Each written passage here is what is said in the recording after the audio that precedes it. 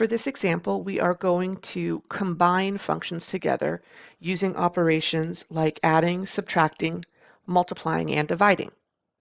We are given two functions to start with. F of x is x minus 1, and g of x is x squared minus 1.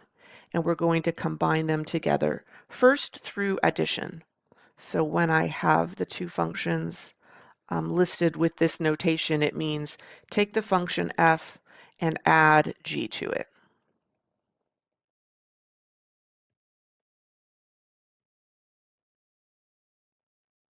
So I'll put x minus 1, that's my f of x, and then I'll put x squared minus 1, that's my g of x. I'm going to combine the terms together and simplify. This will be x squared plus x, and then I've got 2 minus 1s, that's going to end up being minus 2. For f minus g, we'll have f of x, and then we'll subtract g of x. So I've got x minus 1, and then I'm going to put parentheses to make sure that I distribute the negative sign here.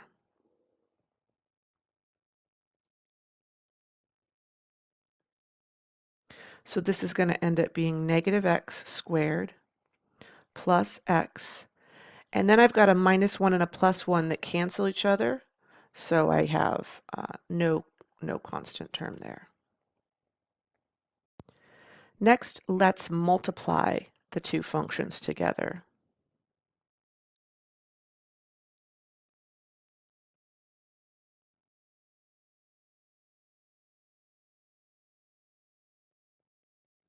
So I'm going to have x minus 1, and that'll be multiplied by x squared minus 1. Let's see, I'll have x cubed minus x squared plus 1. Just a little bit of rearranging to put the terms in order from the highest degree down. This looks like it's our final answer. And then the last example is division.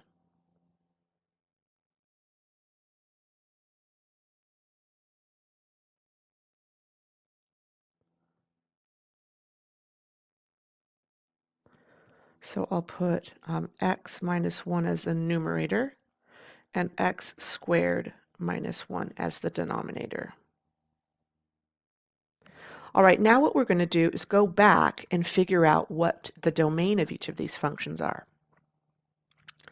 One of the things that we know is that polynomials all have the same domain, which is all real numbers.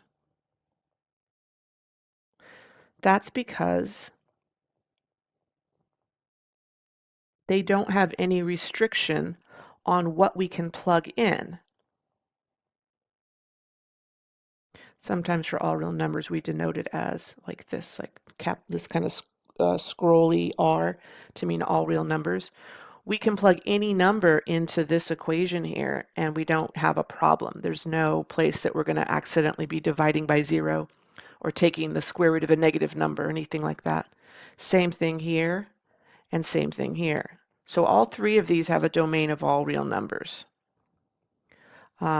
One of the ways we can write it is in interval notation like this, from negative infinity to positive infinity, or we can write it in set notation, the set of all x, such that x is in between infinity and negative infinity. Oops.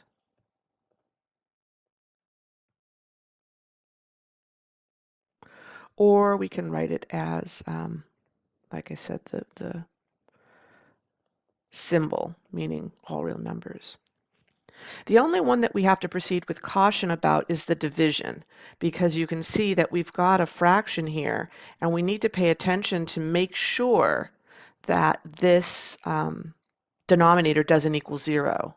So for our purposes, for our domain, we have to say that x squared minus 1 cannot be equal to 0, or x squared cannot be equal to 1. If I take the square root of both sides, I get that x cannot be equal to positive or negative 1.